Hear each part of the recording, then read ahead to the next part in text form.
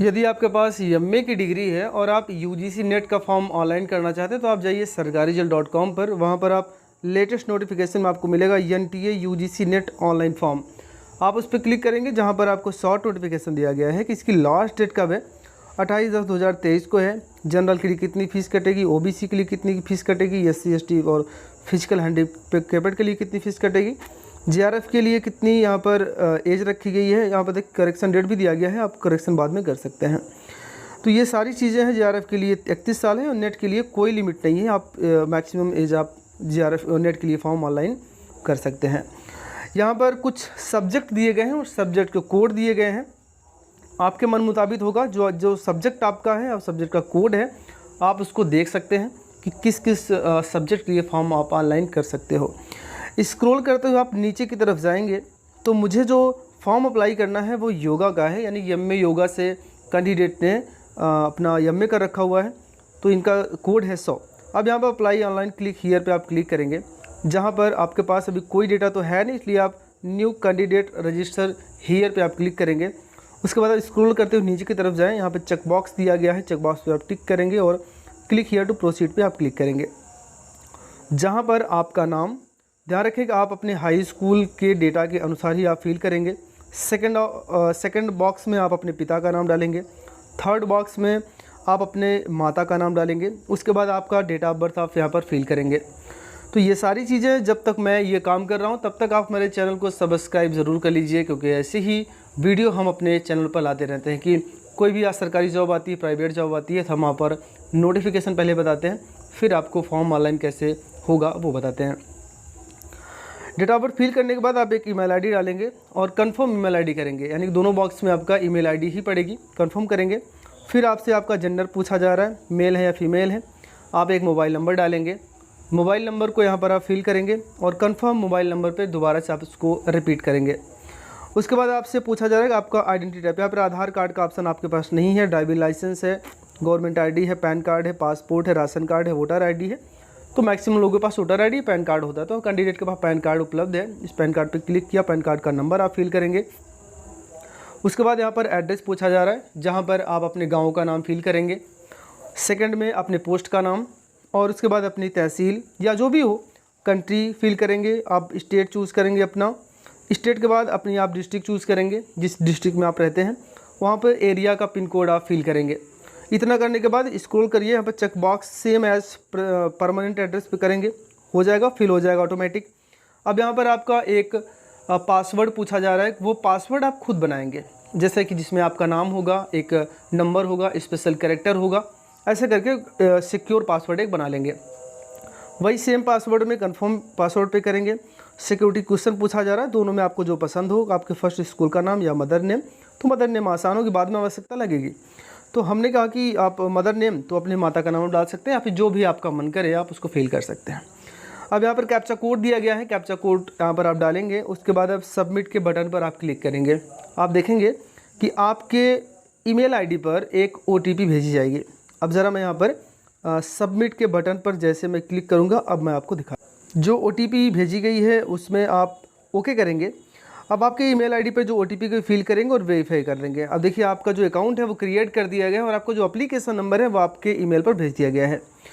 अब जो email ID पे आपका एप्लीकेशन गया था उसको आप फिल करेंगे। एप्लीकेशन नंबर में जो आपने पासवर्ड बनाया था आप उसको पासवर्ड में फिल करेंगे। उसके बाद यहाँ पर जो सिक्योरिटी पिन दिया गया है, कैप्चा कोड दिया गया है, कैप्चा कोड को आप यहाँ फिल करेंगे और लॉगिन के बटन पर आप क्लिक करेंगे।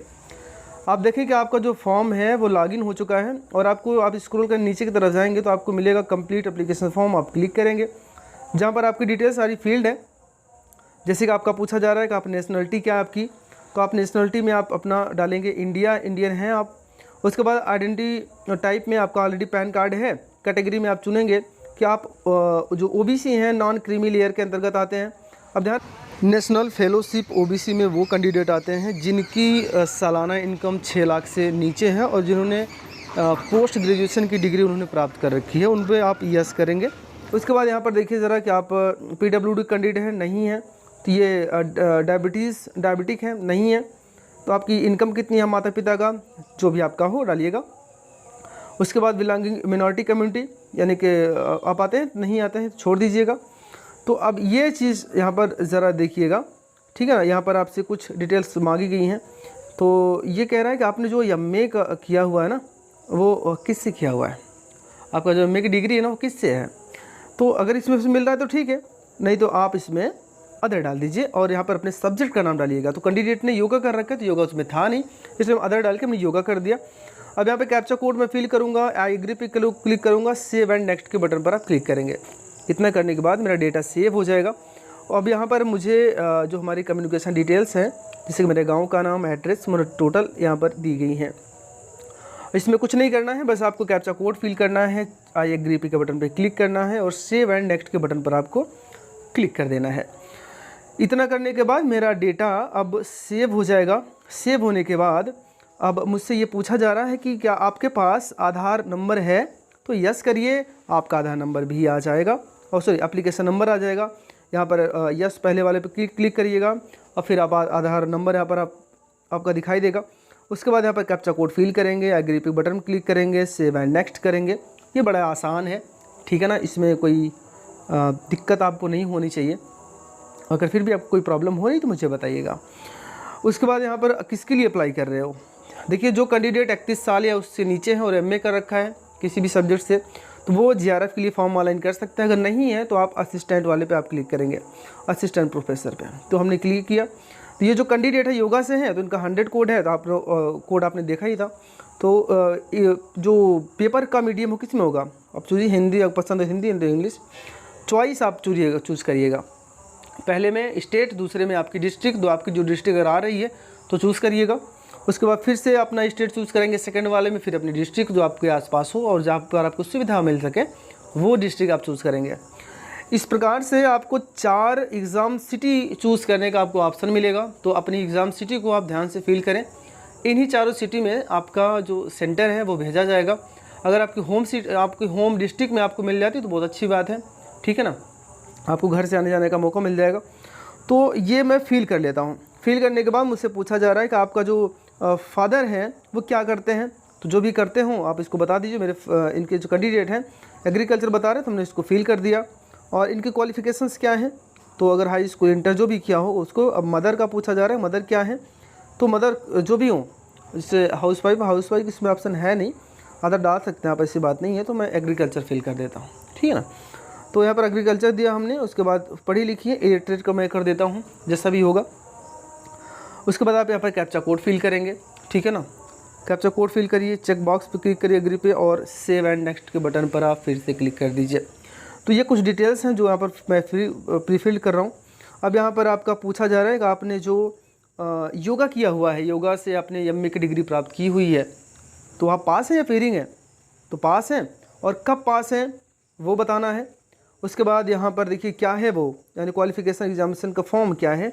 तो ये क्या है, ये वो एमए के अंतर्गत आता है, ध्यान रखिएगा, मास्टर ऑफ आर्ट, ठीक है ना, MA master of art. Click करेंगे, नॉट एप्लीकेबल ऑटोमेटिक दे रहा है, इंडिया है ही, कोई दिक्कत नहीं है। क्वालिफिकेशंस कहाँ से, किस स्टेट से आपने किया हुआ है, तो यहाँ पर आप जिस स्टेट से आपने किया हुआ है उस स्टेट का नाम फिल करेंगे। फिर यहाँ पर पूछा जा रहा है कि आपकी यूनिवर्सिटी कौन सी है, तो यूनिवर्सिटी आपकी जो है आपकी मार्कशीट के ऊपर लिखा होगा कि किस यूनिवर्सिटी से आपने एमए की डिग्री आपने प्राप्त की हुई है, तो उसको फिल करेंगे। फिर यहाँ पर रिजल्ट का मोड पूछा है परसेंटेज में। अब यहाँ पर टोटल मार्क यानी कि जो पूर्णांक होता है उसको डालेंगे, ऑप्टेंड मार्क में वो डालेंगे जितना आपने प्राप्त किया हुआ है। तो आपका जो ये परसेंटेज है ऑटोमेटिक यहाँ पर कैलकुलेट हो जाएगा। और आप इसमें अब कैप्चा कोड फिल करेंगे, आई एग्री के बटन पर आप क्लिक करेंगे और सेव एंड नेक्स्ट के बटन पर क्लिक करेंगे। अब देखते हैं ये सेव हो जाएगा। अगर नहीं हुआ तो क्या दिक्कत है, मैं देखता हूँ इसको ज़रा, और मैं थोड़ा सा वेट करता हूँ। नेटवर्क, हाँ ठीक है, मेरा डेटा अब सेव हो चुका है। अब यहाँ पर मुझसे पूछा जा रहा है कि वेयर एडमिटेड इन एमफिल। अगर आपने एमफिल में एडमिशन लिया है तो आप यस करेंगे, था नो। फिर आपसे यहाँ पर पीएचडी की डिटेल पूछी जा रही है। पीएचडी कह रहा है कि वेदर एडमिटेड पीएचडी, अगर है तो यस, अन्यथा नो। अब यहाँ पर मुझसे पूछा जा रहा है कि whether you process research experience in the subject of PG degree, है तो यस, अन्यथा नो। तो ये सारी डिटेल, सर्विसमैन है, नहीं है, अगर है तो यस करेंगे। Captcha code, agree and save and next. इतना करने के बाद अब मैं आगे की तरफ बढ़ता हूँ। मेरा डेटा सेव हो चुका है। यहाँ पर आप अपनी फ़ोटो, आप अपना सिग्नेचर और यहाँ पर जाति प्रमाण पत्र आप यहाँ पर अपलोड करेंगे। ध्यान रखिएगा, हमने यहाँ पर फ़ोटो अपलोड कर दिया। अब मैं चूज़ फाइल, और मैं यहाँ पर जो सिग्नेचर है कैंडिडेट का, हमने यहाँ पर सिग्नेचर चूज़ किया और हम यहाँ पर इसको अपलोड करते हैं। ओपन करता हूँ मैं। उसके बाद यहाँ पर देखिए मेरी जो सिग्नेचर है कैंडिडेट का वो अपलोड हो जाएगा। ये देखिए अपलोड हो चुका है। तो यहाँ पर ध्यान रखें कि आपकी जो फ़ोटो है वो 10 KB से लेकर 200 KB के बीच में होना चाहिए। JPG और JPG दोनों चलेगा। और 4 से लेकर 30 KB के बीच में सिग्नेचर होना चाहिए। और आपका जो कैटेगरी सर्टिफिकेट है वो PDF में होना चाहिए।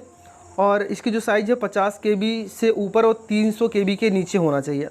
तो ये करने के बाद हम अब यहाँ पर सेव एंड नेक्स्ट करते हैं। तो जो मेरा डेटा है वो अब यहाँ पर हम सेव हो जाएगा। सेव नेक्स्ट करिएगा, ठीक है ना। अब देखिए ज़रा, अब यहाँ पर आप आएंगे ना तो आपको एक ऑप्शन मिलेगा वेरीफाई मोबाइल का।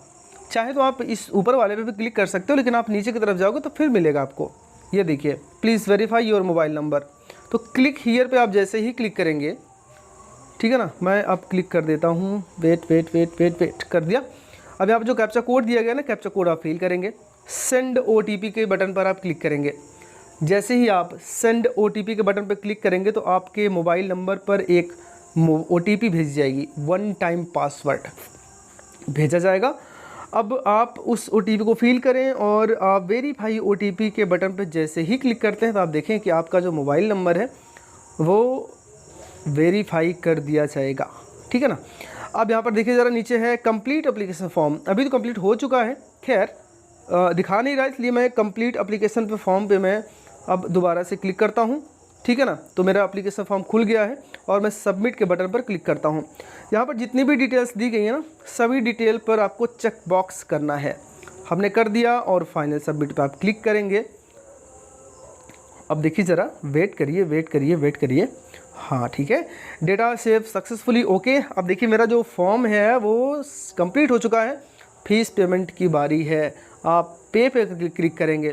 ध्यान रखें आपके पास नेट बैंकिंग होना चाहिए, चाहे वो SBI का हो, कैनरा का हो, HDFC का हो, कोई भी एक होना चाहिए। यहाँ पर देखिए 600 रुपये की फ़ीस कट रही है। कैंडिडेट OBC कैंडिडेट है, ठीक है ना। अब यहाँ पर पे नाउ के बटन पर आप जैसे ही क्लिक करेंगे आपको अगले पेज पर लेकर जाएगा जहाँ पर पेमेंट की अदर डिटेल्स यहाँ पर आपसे मांगी जा रही हैं। देखिए ज़रा, SBI, ePay, HDFC, Canara, ICICI। तो हमारे पास HDFC का है, इसलिए HDFC हम क्लिक करेंगे। पे नाउ के बटन पर मैं जैसे ही क्लिक करता हूँ मुझसे पूछा जा रहा है पे विथ, ठीक है ना। तो नेट बैंकिंग, हम नेट बैंकिंग यहाँ पर चूज़ करेंगे। अगर आपके पास नेट बैंकिंग नहीं है, डेबिट कार्ड चूज़ करिएगा। अब यहाँ पर पूछा जा रहा है कि पे थ्रू किसके थ्रू करना चाहते हो, तो आप यहाँ पर बैंक का नाम चूज़ करेंगे। जैसे कि जो मेरा बैंक है ना वो कौन सा है, HDFC है, तो मैं फिर से HDFC ही चूज़ करूँगा। आगे बढ़ूँगा, जहाँ पर मुझसे उस HDFC का नेट बैंकिंग का यूज़र ID पूछा जा रहा है, मैं कंटिन्यू करूँगा। उसके बाद मुझसे HDFC का जो यूज़र ID है हमारी, उसका पासवर्ड यहाँ पर फिल करेंगे। और आगे तो आप जानते ही हैं, क्योंकि अगर आपने कभी ना कभी पेमेंट किया होगा तो ठीक है। अगर आपको पेमेंट करने में प्रॉब्लम आ रही है तो आप SBI वाला चूज़ करिएगा, वहाँ पर आपको अन्य ऑप्शन भी मिल जाएंगे। यहाँ पर आप कंफर्म करेंगे तो आप देखें कि जो मोबाइल नंबर बैंक से लिंक है उस मोबाइल नंबर पर एक OTP भेजी जाएगी, आप उसको फिल करेंगे और यहाँ पर सबमिट के बटन पर आप उसको क्लिक करेंगे। अब ज़रा वेट करेंगे आप, जो आपका पेमेंट है यहाँ पर एक प्लीज़ वेट पेशेंट, ओहो ये तो मेरा दिक्कत हो गया, लेकिन कोई बात नहीं है, मैं आपको इसका हल आपको दिखाता हूँ। अगर ऐसी एरर आप में आती है तो आप बिल्कुल चिंता ना करें, आप इसका हल आप कैसे करेंगे। देखिए अब आपको करना क्या है ना, होम का बटन दिखाई दे रहा है, होम पे चले जाओ, ठीक है ना। आप होम पे जाओगे ना, अब देखिए दोबारा से आपको लॉगिन करने का ऑप्शन मिल रहा है, कोई बात नहीं है, लॉगिन हो जाइए। अभी दिखाते हैं क्या इसका इशू कैसे ख़त्म होता है। हमने लॉगिन जैसे ही किया, आप देखें ज़रा कि मेरा जो पेमेंट है वो कंप्लीट हो चुका है ऑटोमेटिक। तो घबराने की कोई बात नहीं है। अगर ऐसी प्रॉब्लम आपको आती है, मान के चलिएगा, तो 24 घंटे आपको वेट करना है। 100% है, 24 घंटे के अंदर आपका जो पेमेंट की प्रॉब्लम है वो सॉल्व हो जाएगी, ठीक। अब हमारे चैनल को तो आप सब्सक्राइब कर ही लीजिए, क्योंकि इतनी डिटेल हमने बताई है, तो एक सब्सक्राइब और एक लाइक तो बनता है। शेयर भी कर दो अपने दोस्तों के साथ। धन्यवाद।